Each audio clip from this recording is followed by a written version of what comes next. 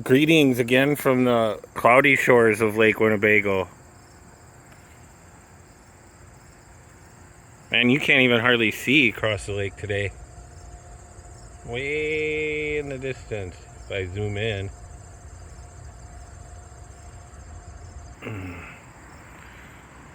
Yeah, that's way over there across the street. Anyway,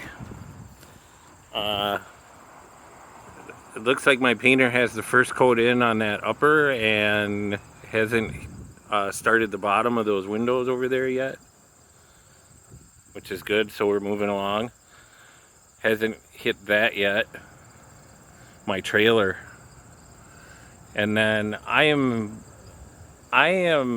around the corner now with the repairs and Dutch splices, and we're concentrating on this upper dormer window and then trying to move over to the right corner there.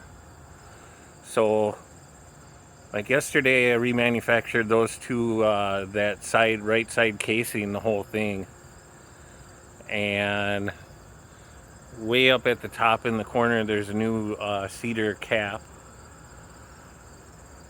and I've just got done making up the sill, which is going to be an extension. We didn't cut the whole thing out.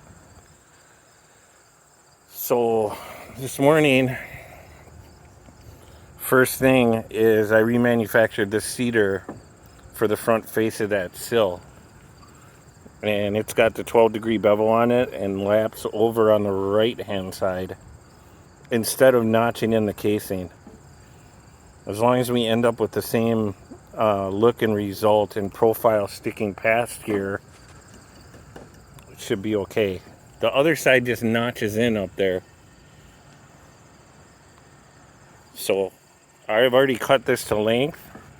I'm probably going to sand it out first before I do get that guy on there, and it'll be sitting like at about this angle, about 12 degrees.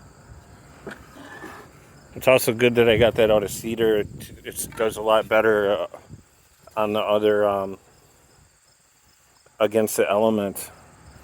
So this is another Western Red cedar, and this is the side cap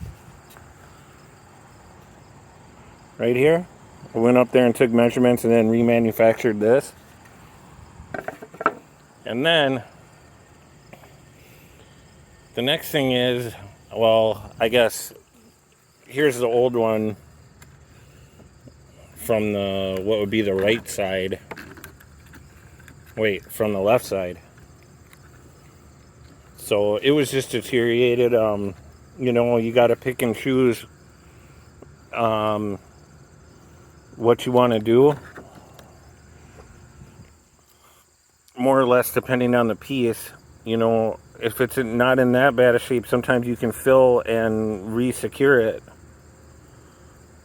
and leave it in place and sand it out, you know. But in this scenario, there was a lot of I mean, this split was basically all the way through that piece. It had taken weather, and there were other, you know, splits in it like that, just where the wood was weak. So I held on to that so that I could remanufacture. And when those pieces came out, I kept the quarter round that's underneath the soffit. That caps your soffit on the back side of those fascia caps. Okay, so those came out okay though, you know, just clean them up and reinstall. Now, speaking of the reinstall, I guess this is minorly important. You know, every person who's doing woodworking's got to pick their own way of fastening. But I went out and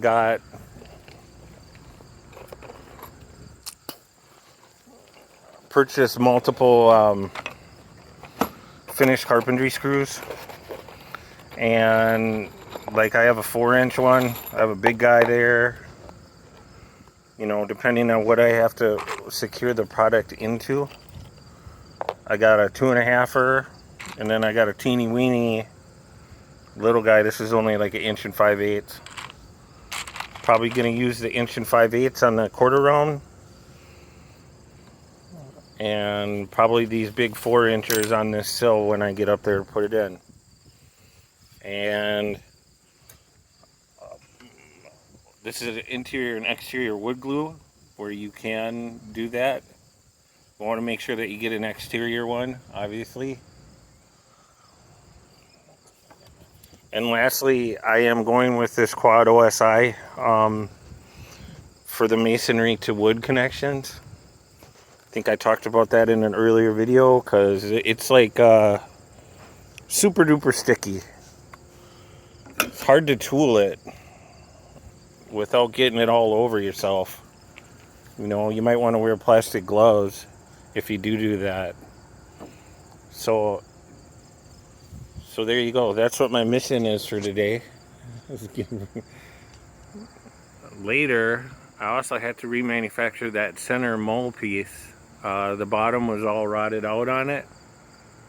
So that's why I got my extra stock out here, which has already been pre-primed once. You know, this is that piece of cedar that sill came out of. So there you go. Working my way around. I absolutely love the house. This is just great. Thank you.